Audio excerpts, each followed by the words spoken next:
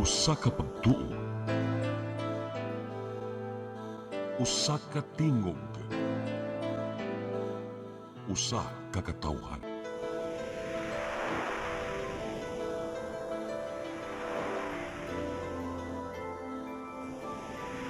Cebu Catholic Television Network.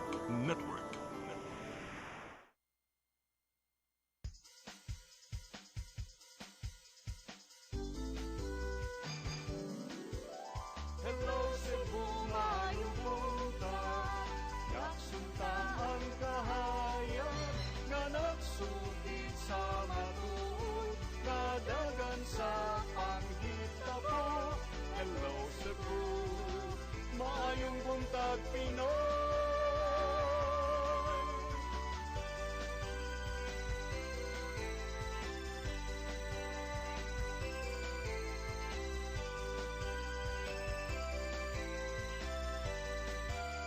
Ang katutulungan sa mga katawhan.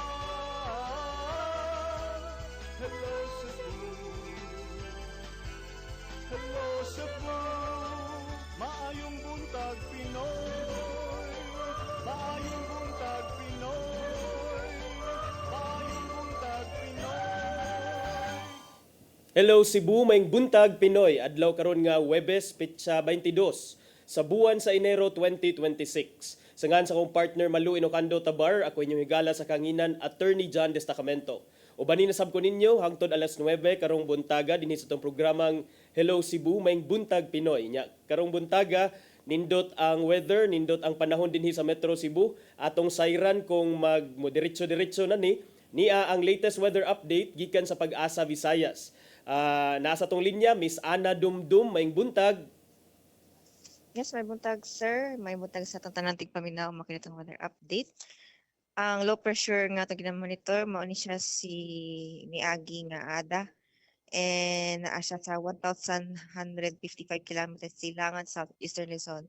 Still naa siya sa area of responsibility but wala siya effect na sa any port sa itong nasod. And sa itong hanging laing bahin sa hanging amihan nagapiktar sab sa Luzon o diri sa Kabisayaan.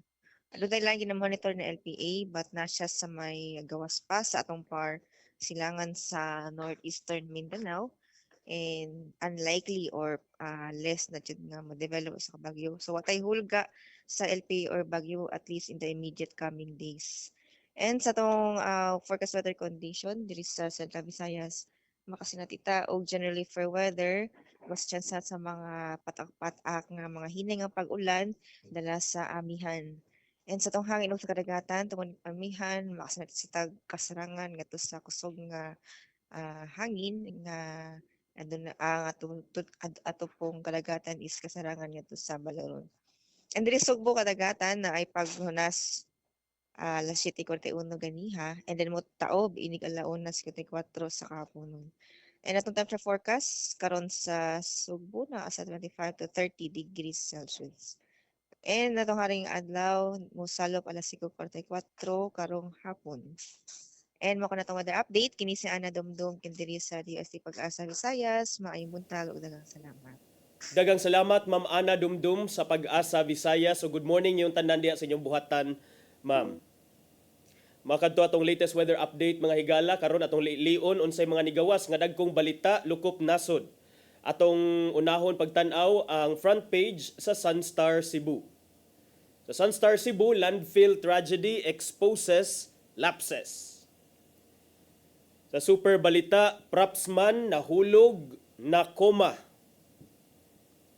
Sa The Freeman, Council honors Binaliw heroes as it mourns 36 lives lost. Sa Banat News, amahan ug anak patay sa disgrasya sa Toledo City. Sa Philippine Daily Inquirer, second plunder rap versus Sara also cites drug money. Sa The Philippine Star, after Bong Revilla, Villanueva next. Sa Manila Bulletin, China hoping to end sea conflict with Philippines. Ug sa Tempo, Robin Hood of Kalinga killed. Mao kadto ang mga dagko nga balita nga migawas sa mga pamantalaan lukop nasod sa atong pagbalik atong ipadagat kaninyo ang atong mga balita. Please stand by. Hello Cebu,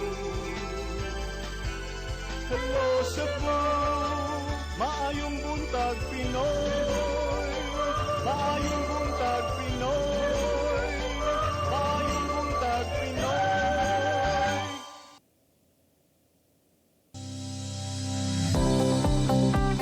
That portion was brought to you by Grab and Move It.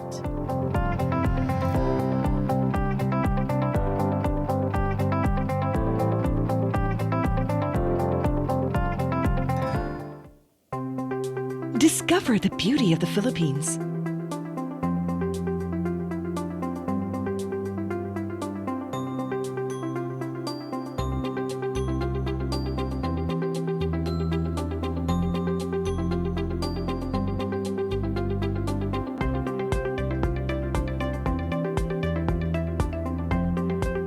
With Philippine Airlines, the country's flag carrier.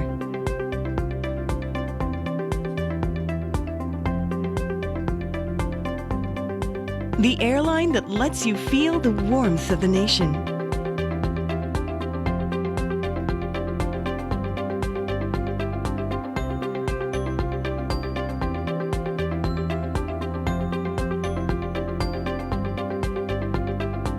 Mabuhay!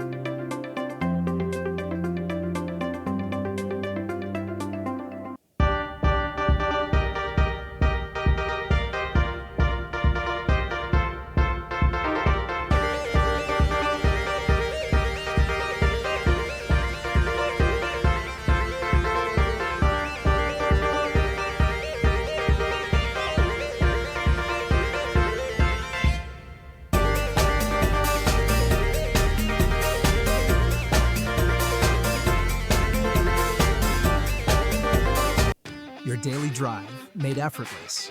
For the ones who cross CC Lex daily, this is for you. Upgrade your daily travels with CC Lex RFID. No more fumbling for cash. No more waiting in line. Because your time matters. Get your free CC Lex RFID today. Fast, easy, and hassle-free. Visit cclex.com.ph and click register. Fill out your information. Choose an installation site and present the QR code sent to your email to the CC Lex RFID installer at our customer service centers. No time to register ahead. Walk-ins are welcome. Drop by the customer service centers and we'll have your CC Lex RFID registered and installed on the spot. Fast service, zero stress. Enjoy seamless and faster travels. Thousands of daily travelers have already made the switch from cash to CC Lex RFID toll payments. Don't get left behind. Choose convenience. Choose CC Lex RFID today.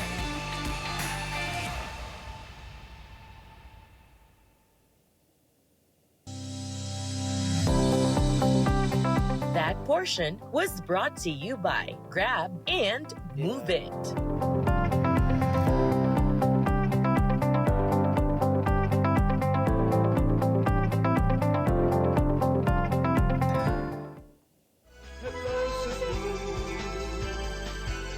Hello Cebu, hello Cebu, maayong buntag Pinoy, maayong buntag Pinoy, maayong buntag Pinoy. Balik sa Hello Cebu, maing buntag Pinoy ug karon sa atong mga balita. Naguna sa atong mga balita karong buntaga 154 kon 154 ka mga cellphone nga gituuhang kinawat na recover kon na embargo sa kapulisan diha sa tulo ka kwarto nga giabangan sa usa ka building sa may Barangay Pahina Central ning Dakbayan sa Sugbo. Duha ka mga lalaki usab nga maoy namalit sa mga cellphone ang karon nadakpan sa mga kapulisan. Ang kasayuran ni hatod ni Arnold Bustamante. Moabot sa 154 ka mga mahalon nga cellular phone kasagaran ini, iPhone nga gituo ang kinawat ang nasakmit sa Cebu City Police Office sa kwarto nga giabangan sa dalan diyon kilat sa Barangay Pahina Central, Dakbay sa Sugbo, alas 2:30 kagahapon sa hapon. Ang hepe sa Cebu City Police Office, Police Colonel George Ilanan, mo'y nangulo sa pagronda sa buong kwarto, human usa sa mga suspitsado ang nadagpan na o gitudlo nga mo'y mopalit sa mga kinawat nga cellphone gikan sa miaging tuig hangtod na sa bag-ulang nga natapos nga sinulog Grand Parade niadto nga Domingo. Among lawak giabangan sa gituang duha nga sa upat ka mga suspitsado. Dito itapok ang mga kinawat nga cellphone, una kini ibaligya. Matud Ilanan nga dunay sila kuyog nga upat ka mga reklamante. Din gipangkawat ang ilang mga iPhone ug sa dihang gisusi ang Global Positioning System kun GPS sa ilang unit dito mo pin sa mga dapita. Tungod ani dali gisusi ni Ilanan ubad sa mga sakop sa City Investigation and Detection Unit CIDU ug Special Weapons and Tactics SWAT ug gisunod ang usa ka cellphone na repair shop ug nasuta dunay ni hagdanan sa luyon ini nga dikonektar sa mga kwarto sa ikaduhang andana dinto adto ang tulo ka mga bag nga puno sa mga mahalong cellphone. Nadagpan diha dayon ang usa ug nadagpan usab ang laing kauban ini sa gihimong follow-up operation nga misaway unta sa pagdagan na panakuptan gini sa mga pulis kay kipaubos na sa kustodiya sa CCPO. Ang fine application nila dito ni Tudlo sa usa ka establishment dito sa Leon Kilat.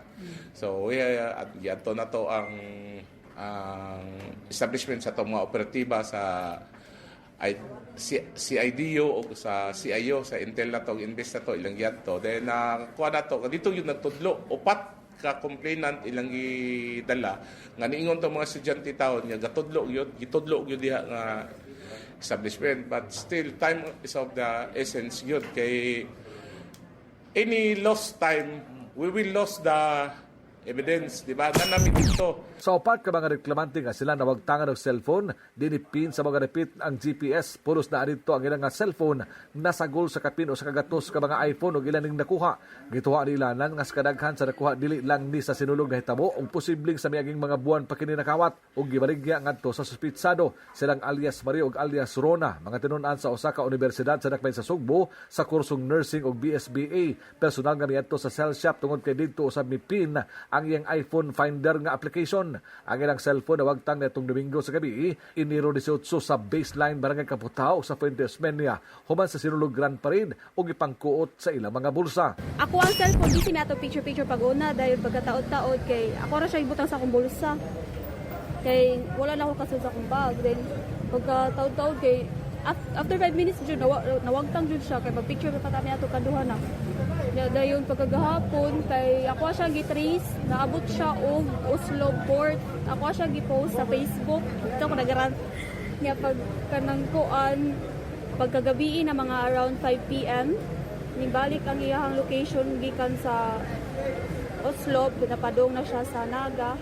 Sa kung last niya nakita sa iyang location kay na siya diri around sa Cebu City. So, namo ko'y extra phone niya, naka-same raman ni og iCloud, ma-find my raman siya niya. Pag first yun na, katong pag-locate na ko around 4 a.m. after sa sinulog, kay naa siya sa Mambaling niya. Pagkabuntagan na, kay na siya sa Naga niya, murag gibiyahe siya, kay pag-udto na siya sa Argao niya, padong Talisay niya, mo to pag gahapon sa hapon na siya sa Imol dapit na kapin niya. Wala mo ko nakakuan kay nampo sa eskwela na to moto. Ganinang buntag na siya diri hantod udto niya, udto mi nanganhi. Human nga nag-viral ang mga post sa social media sa mga nakuha nga cellular phone, nagpanon ang kapin sa kagatos ka mga tao nga nawagtangan og iPhone sa buhatan sa Cebu City Police Office sa Dalan Gururdo aron mosusi kung nalakip ba ang ilang cellphone nga nakuha. Sa pagkuha ning balita, dulan na sa usa ka gatos ang positibo nga miila ang cellphone ug doon na sila ebidensya nga sila ang tang-iya niini. May pasabot tinuod si Ilanan nga sa 154 ka mga cellphone nga nakuha, 95 nga tunas sa 98% mga iPhone ug pipila lang ang Android. Bisa pa man nga doon na may claim sa mga cellphone apan dili pa kini hingpit nga mahatag sa mga tag-iya kung dili pa mapasaka ang kaso batok sa mga suspitsado. Kuan silang affidavit sa kay part of our kuan sa naghago ta nga mo manakop, naghago ta makuha ilang cellphone. Amo sa silang gihangyo nga mo file ta og kaso. Total ibalik ra man gyapon ilang cellphone. We have already talked with the City Prosecutor's Office nga ika-file daw sa kaso, kuyugan lang og undertaking nga ang tagiya sa cellphone siya mo keep sa evidence para mabalik sa nila right there and then ang ilang. Auhag ni ilanan sa mga nakawatan og cellphone nga mobisita sa buhatan sa CCPO og molawat og affidavit alang sa pagpasakag kaso sa mga suspitsado. Arnold Bustamante, CCT News. Sa laing balita, syudad sa Mandawi nangita og malungtaron nga solusyon sa ilang problema sa basura. Samtang ang dakbayan ang pagsegregate sa basura hugot nga ipatuman karon sa mga barangay sa maong dakbayan. Ang kasayuran ni hatod ni Mary Rose Sagarino. Nagpatawag si Mayor Tadeo Junki Uwano og emergency meeting sa tanang barangay kapitan sa Dakbayan kagahapon aron hisgutan ang hugot nga pagpatuman sa segregation sa basura. Gipasabot sa mayor nga ang strikto nga waste segregation lakip na ang paglahi sa mga basura nga magamit alang sa composting usa ka pamaagi aron maminusan ang kolektahonon nga basura sa syudad og kini dili magtipunog sa temporaryo nga transfer station sa barangay Umapad. Sa pagsegregate og tarong, maminusan usab ang residual waste nga malabay sa hauler ngadto sa Asian Energy sa lungsod sa Konsolasyon. Matud ni Uwano nga ang sagad nga tinuig nga bayad sa tipping fee alang sa paglabay sa basura moabot og 65 milyones pesos apan ang tulo ka buwan nga kontrata karon sa hauling nagkantidad og 68 milyones pesos. Busa giawhag ang mga barangay nga motuman sa segregation aron maminusan ang timbang sa mga residual waste nga malabay ngadto sa hauler.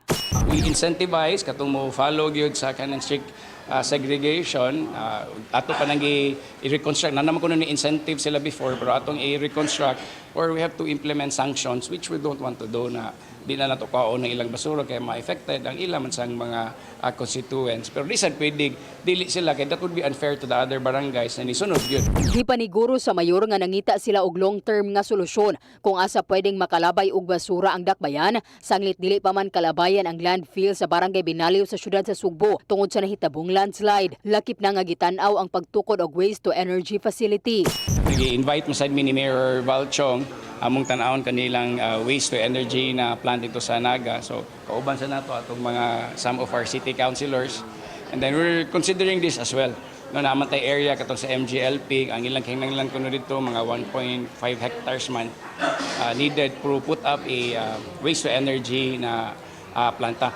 Again, tanang angle ato gyud ning gi-consider nato. Aduna usab gipangtanyag ngadto kanila nga mga landfill sa Bugo City ug Aluginsan apan layo alang sa syudad ang paglabay sa basura. Hinuon gipangtun-an pa ang tanang opsyon. Mary Rose Sagarino, CCTN News.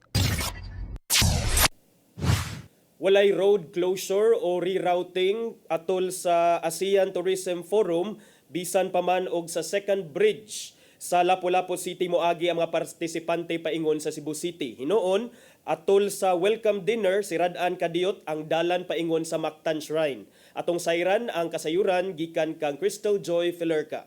Karong Enero 24 ug 25, mga na ang libuan ka mga partisipante sa ASEAN Tourism Forum 2026 nga ipahigayon sa Enero 26 ngadto sa 30.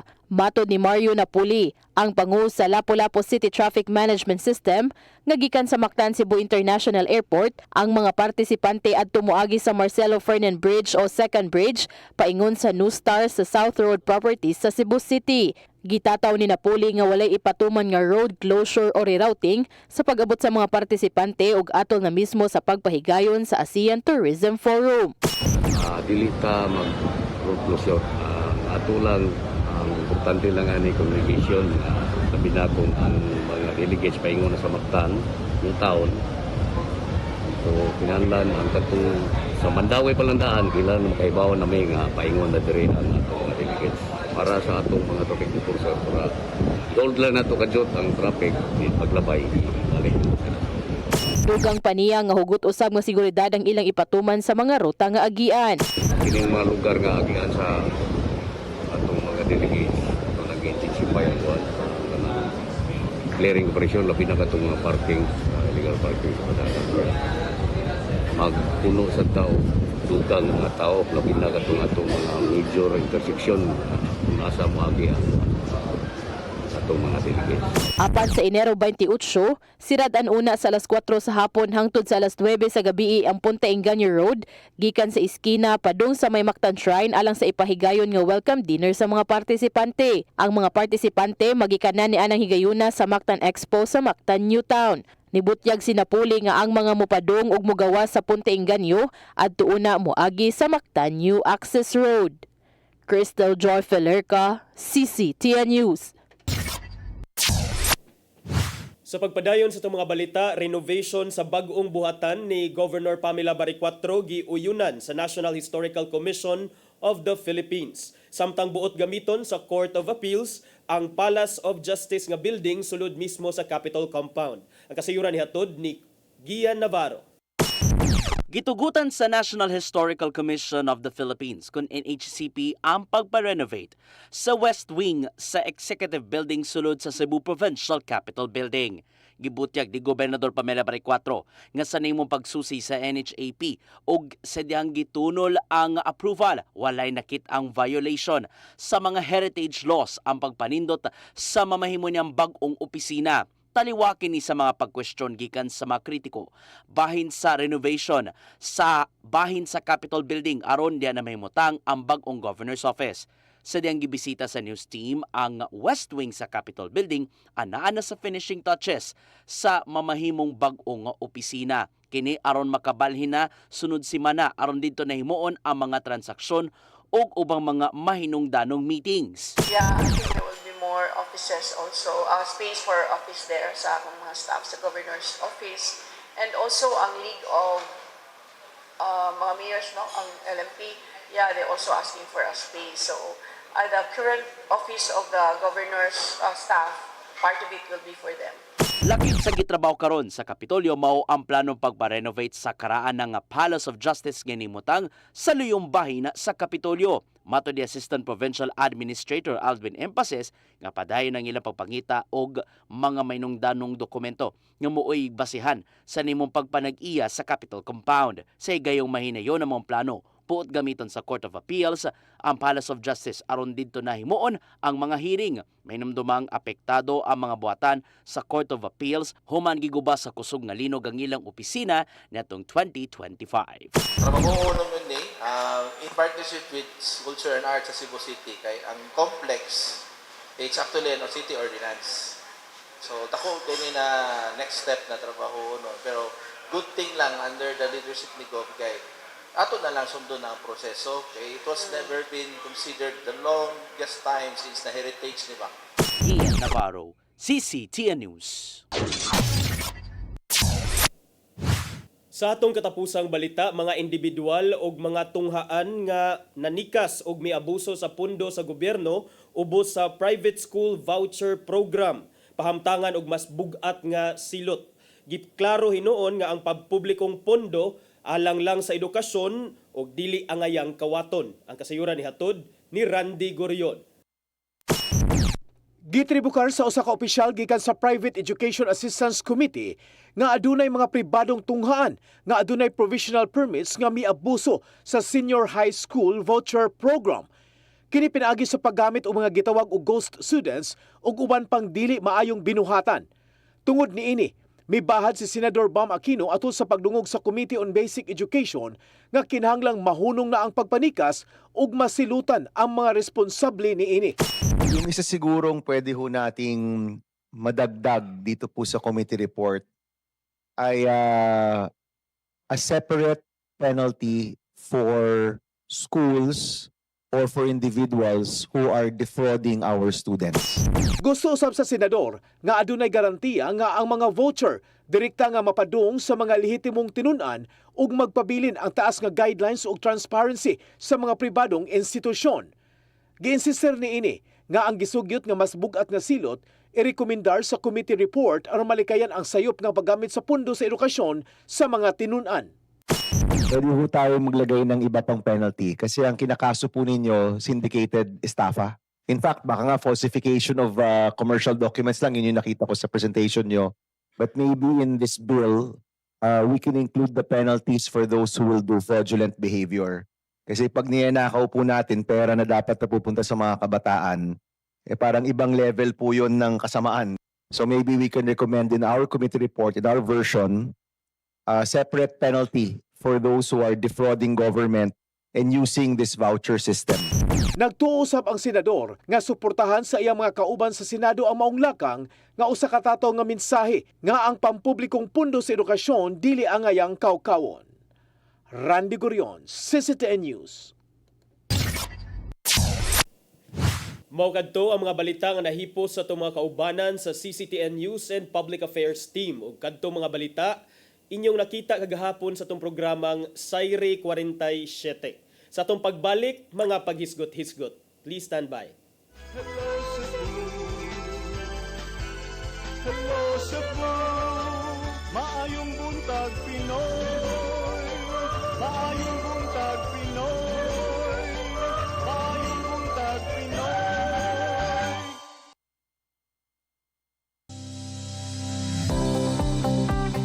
That portion was brought to you by Grab and Move It.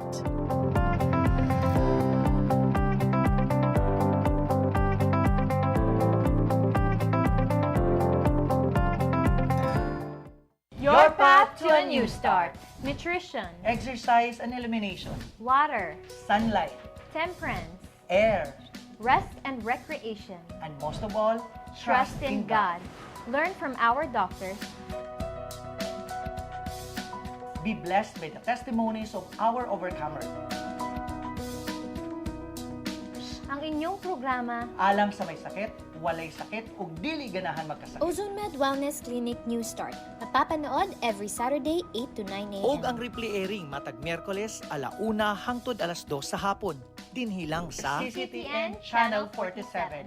New Start, Ozone Med Health and Wellness Talk.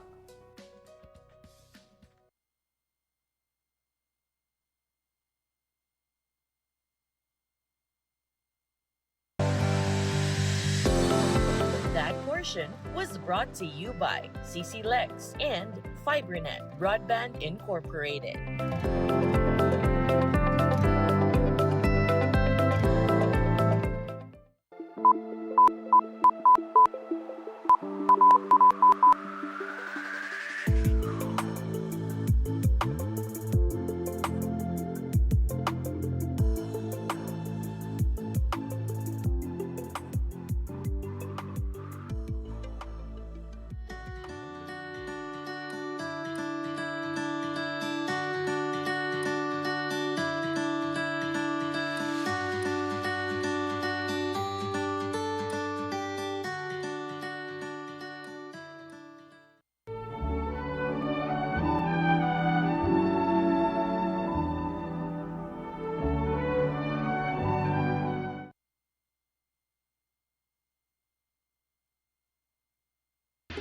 Masin Country Lodge and Restaurant, located at Riverside, Mambahaw, Masin, Southern Leyte. Contact number 053-570-8858. Definitely countrylicious.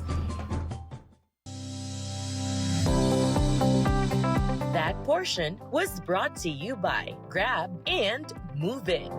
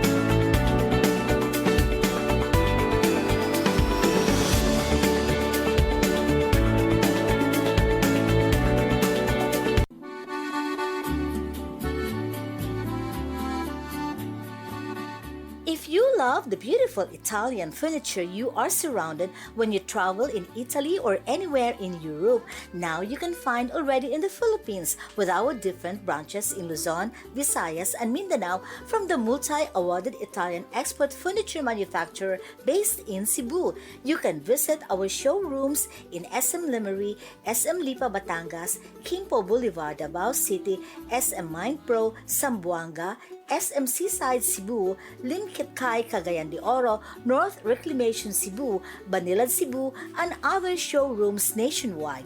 You can have the best Italian quality designs and finishing of your dreams. Giardini del Sole. You will forget the price, but our quality will stay with you forever. Our Cebu Banilad showroom is located at Governor Cuenco Avenue, Barangay Gasambagan, Cebu City. SM Seaside Showroom, 2nd floor, City Wings, SM Seaside, Cebu City. Visit our Facebook and Instagram pages for more information or visit our website at www.giardinifurniture.com. Giardini del Sole.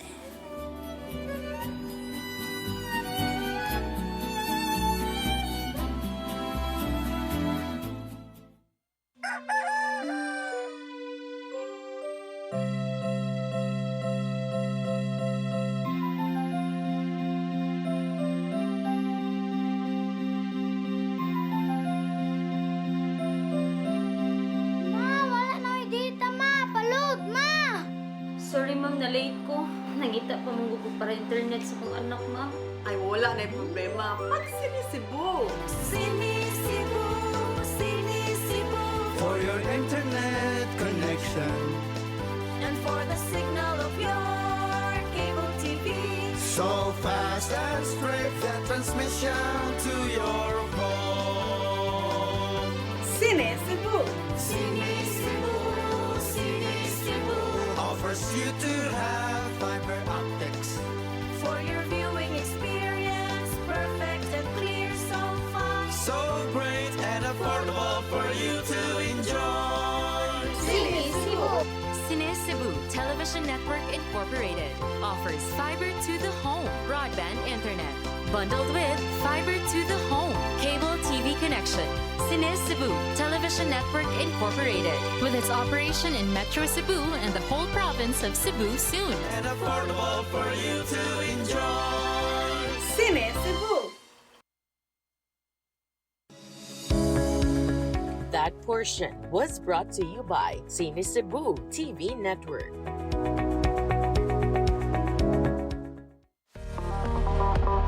That portion was brought to you by Field Products Group of Companies.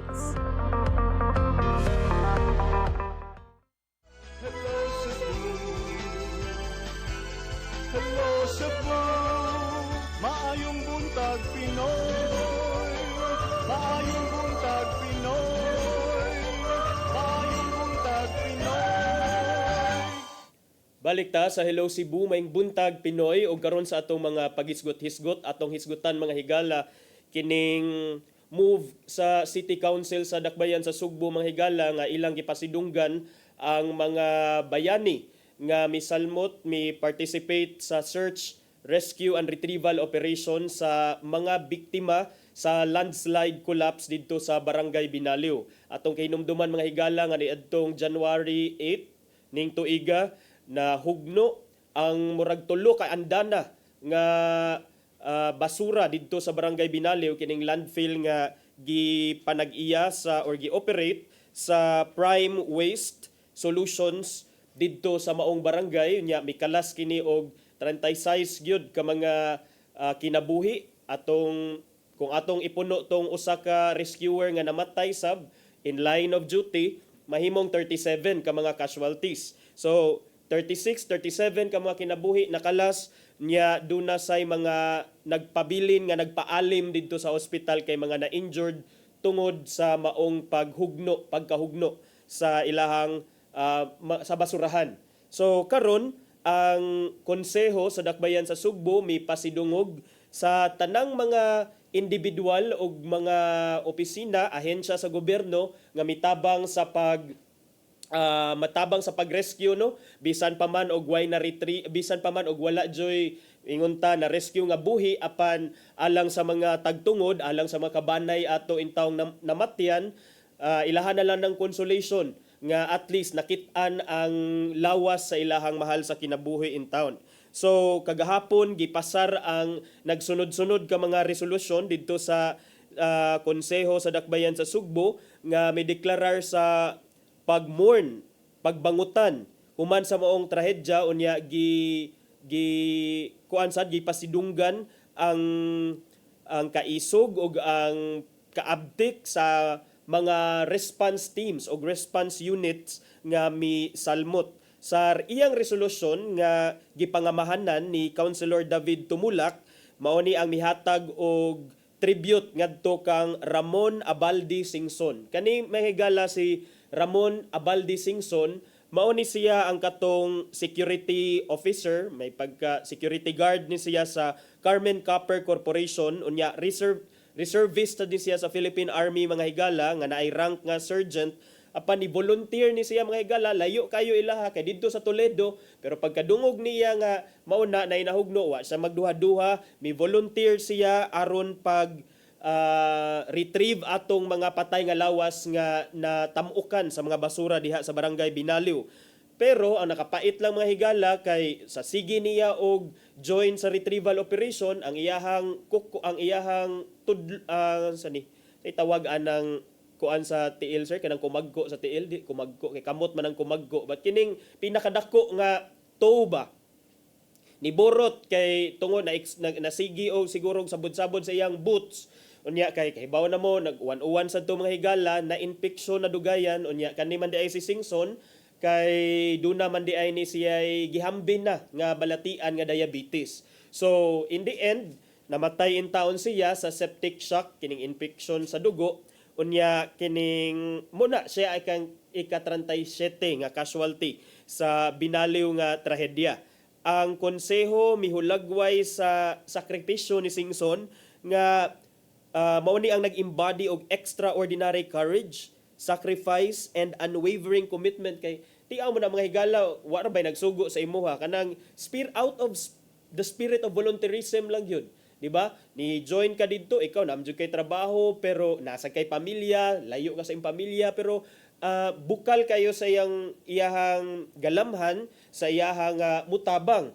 And out of that, it cost him his life. So, ang konseho may ingon nga that is extraordinary courage, that is sacrifice, that is an unwavering commitment to public service, which stands as an enduring inspiration to the people of Cebu. Hopefully, mauni ang magkapanaminan sa uban natong mga government officials nga dili selfless unta, and not just government officials but katong mga adults, mga hingkod na ang panuigon nya kanang able-bodied individuals nga sa ilahang estado, sa ilahang panglawas, pwede magyud sila mo volunteer. So, usa ni siya ka-ehemplo sa spirit of volunteerism. So, ang konseho alang sa pagsuporta sa pamilya ni Singson, mi-aprobar sad ni sa 100,000 pesos nga pinansyal nga tabang.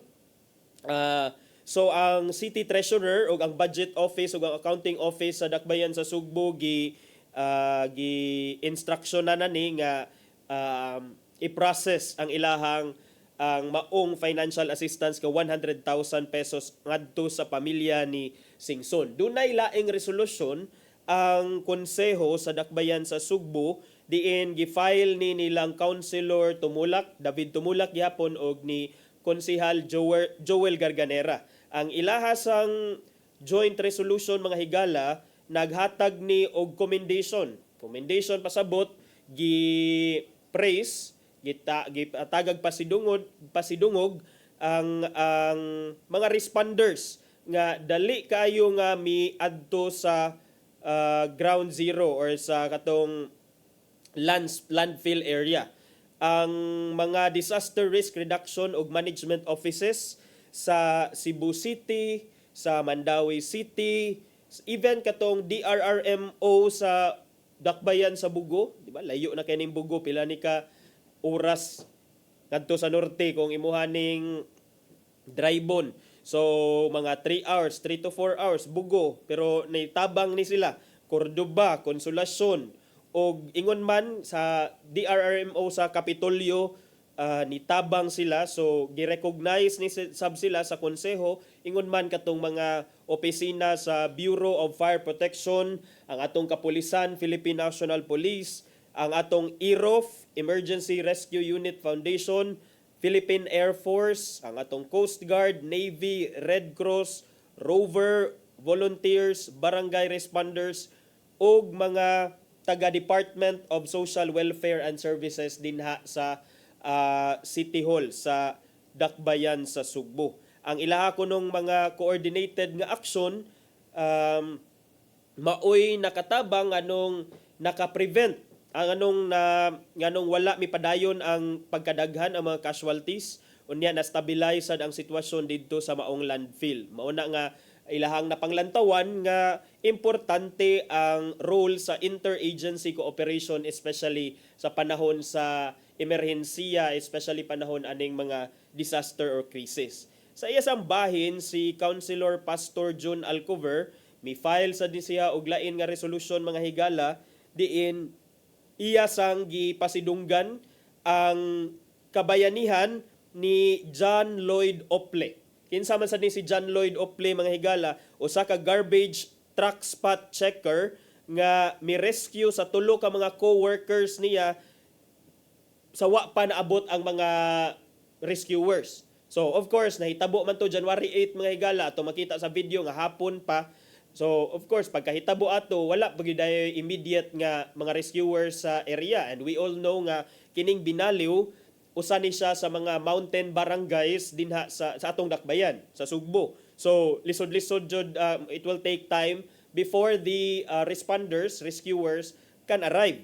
Nya kani si John Lloyd Ople ang iyang gibuhat, iyang gitabangan ang iyang tulo ka mga rescue workers ngadto sa barangay Binaliw nga landfill, and tungod ni ana ang iyaha kunong exceptional nga bravery, iyang selflessness ug ang iyang presence of mind maoy hinungdan nganong iyang nasalbar ang tulo ka kinabuhi sa iyahang mga co-workers. So gi-request na sad ang opisina sa mayor nga maapil ni siya og mahatagan og financial assistance. Ang resolusyon inganyo sad sa landfill operator Prime Waste Solution nga mohatag og immediate financial, medical ug humanitarian aid ngadto sa tanang mga pamilya sa mga biktima og naghatag sa responsibilidad dili lang diha sa gobyerno apan sa private operator nga suportaan ang maong mga pamilya. So mao na mga higala sa iyang bahin sa didto sa Dakbayan sa Toledo, kay ato man nahisgutan si Singson taga Toledo lagi ni si Toledo City Mayor Joy Perales mi offer na sad ni sa iyahang tribute ngadto kang Singson nga si Singson taga Lutupan dinhi nga Toledo City, unya agig pag yukbo pag respetar sa nahimo ni Singson, iyang gitak ang Philippine flag ngadto sa murag gihabol ang Philippine flag ngadto sa lungon ni Singson sa Toledo ar isip pag-remember niya, isip usa ka pinakakugihan, pinakaabtik og adunay dakong gugma sa pagpanerbisyo sa katawhan. So mo na mga higala nga magpasalamat sad ta sa mga rescuers. Mo lagi ni kining role sa mga rescuers, inom sa tagtubig kadiyot.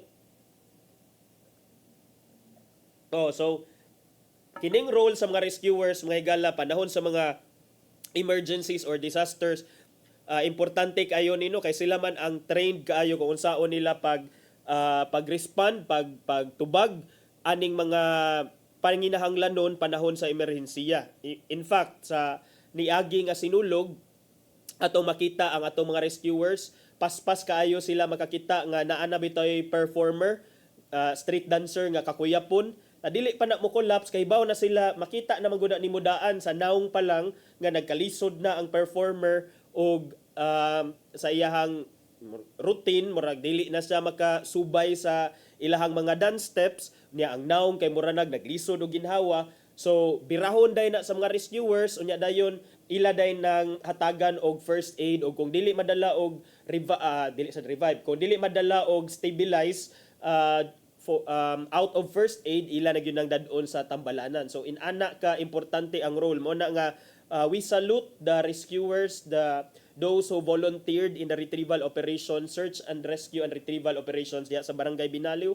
O sa tanan sa mga rescuers, dili lang sa Barangay Binaliw, sa tanan nga mga disasters nga itabo sa Sugbo, panahon pa natong bagyong Tino, and then way back pa ni atong landslide, for sure daghan sa mga volunteers nga who selflessly dedicated their efforts, their lives aron ang uban matabangan. Daghang salamat kaninyo.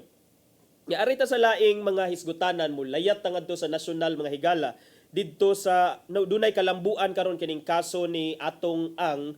Ini si Atong Ang, mao ni ang sikat nga businessman nga nalambigit sa kaso sa mga missing sa Bungeros nga nagatubang karon sab og warrant of arrest ug padayon pang gipangita sa atong mga otoridad apan ang development ani wala pa nato nakit-an kung asa ni si Atong Ang, pero ang iyang kampo may surrender na sa 5 ka mga firearms ni Atong Ang adto na sa PNP. 5 ka mga armas de fuego moboto. So pero ang dunay usa ka armas nga gi-report nga missing. So 5 ra ang turnover sa kampo ngadto sa PNP, ang usa missing. Sa report sa Inquirer nga ilang gi-interview with reporters kini si Brigadier General Jose Manalad sa Firearms and Explosive Office. Siya ang head, ang chief sa FEO. Miingon si Manalad nga usa sa mga legal counsels ni Ang nga mao si Attorney Micaelo Jaime Reyes, maoy misurrender kuno ani mga firearms didto sa Mandaluyong City Police Station.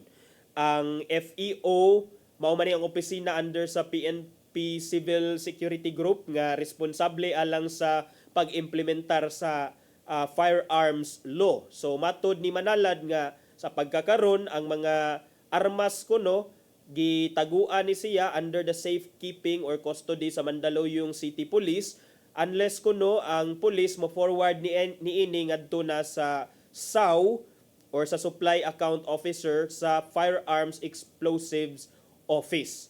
So dunay suwat ngadto sa FEO chief gikan sa usasab ka abogado ni Ang nga si Attorney Gabriel Villarreal nga naglista sa mga gipang surrender nga firearm.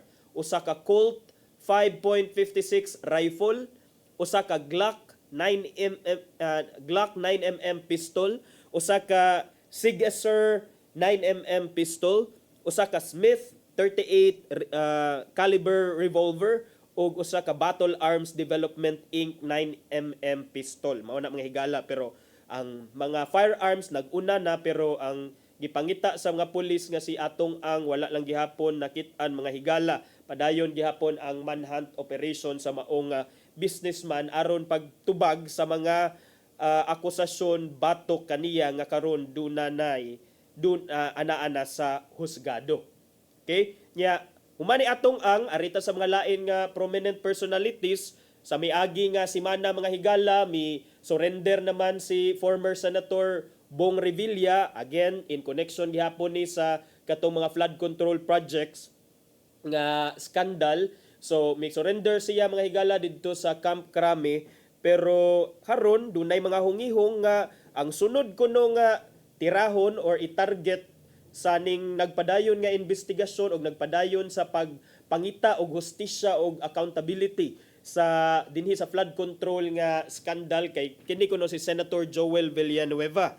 So mao ni ang giingon sa Department of Justice, ang matud pa sa Department of Justice mga higala nga kini si Senator Joel Villanueva is facing 2 ka malversation cases, all of which are non-bailable. Tiaw mo na 3 counts of malversation cases. Matud pa sa spokesperson sa DOJ nga si Polo Martinez, matud niya nga importante kuno nga maklarify nga si Senator Joel Villanueva respondent ni siya, dili lang sa usa but sa tulo ka mga kaso sa malversation. Kung moingon tag malversation mga higala, dunay pundo sa gobyerno o kini nga pundo gikawkaw, gi-misappropriate, gigamit sa usa ka tawo, whether public officer or not, or gigamit sa usa ka tawo, gigamit sa usa ka public officer for some other purpose. So kaning mga complaints matod ni Martinez are either under preliminary investigation or undergoing further review by the prosecutor. Sa ato pa, doon na mga kaso, ongoing ang preliminary investigation. So, it's just a matter of time before maluwatan unya kung unsay findings ani sa DOJ, kung doon na by reasonable certainty of conviction base sa mga ebidensya nga gipresentar didto sa Department of Justice. Sa usa sa mga kaso, si Senator Villanueva, nangayo ni siya more time to submit his counter affidavit. Nya hinoon gilugwayan man sad sa mga prosecutor ang iyang request nga i-extend ang deadline until January 26. So he has until January 26 to file his counter affidavit. So after that, crucial na kay na mga higala kay considering sa statement sa atong gobyerno earlier nga ilahang i-focus ning mga kaso may kalambigitan sa corruption, particularly sa flood control nga scandal. So mag-expect nga maybe by February or by early March basin og duna na ni mga naanasay musunod ngadto kang Senator Bong Revilla, kay I think si former Senator Bong Revilla murag currently kuani siya under napriso gyud ni siya, naani sa prisuhan karon.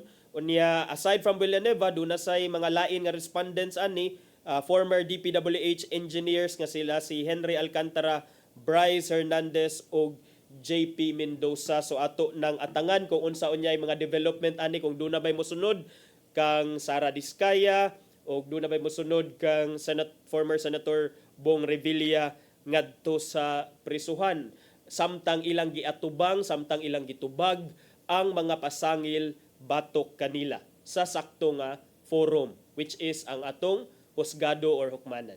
Now, napupos na ang atong oras din sa itong programa mga higala. Ato sang tan-awon kung unsay giandam ni Tatay Dodong nga pulong og kinabuhi.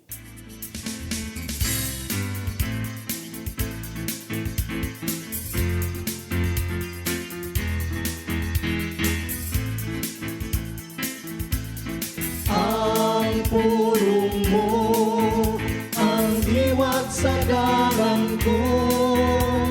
Sa Mateo 25:40 ng ingon, sultihan ko kamo nga sa matag higayon nga maghimo kamo nini alang sa kalabing ubos nining akong mga igsoon, gihimo ninyo kini alang kanako.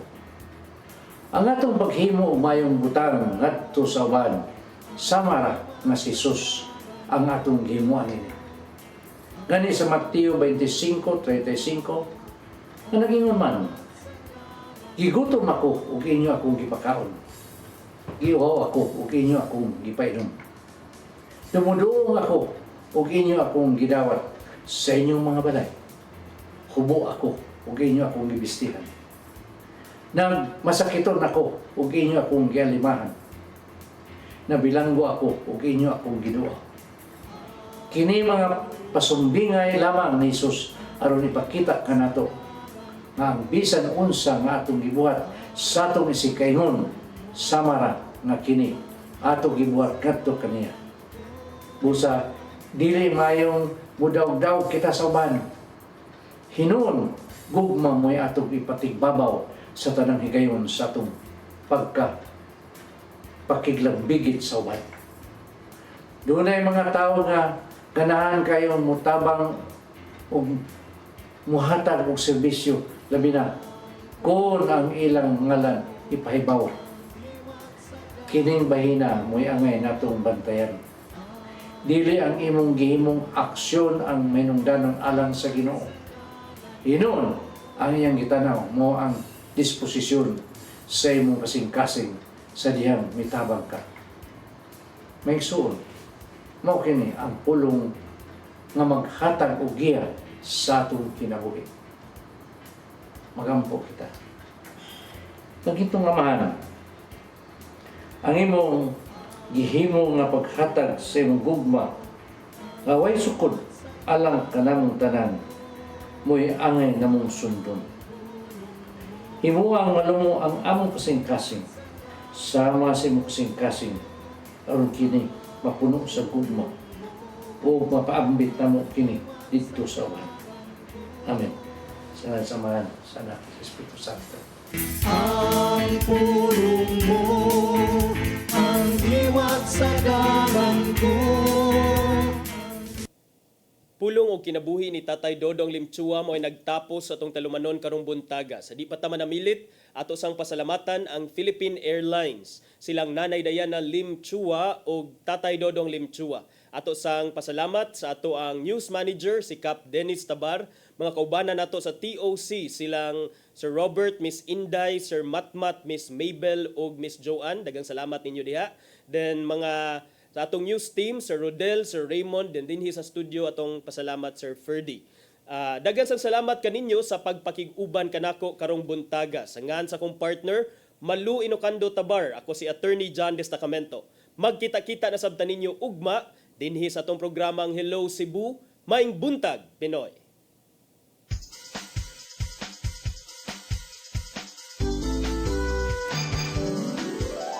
Hello Cebu,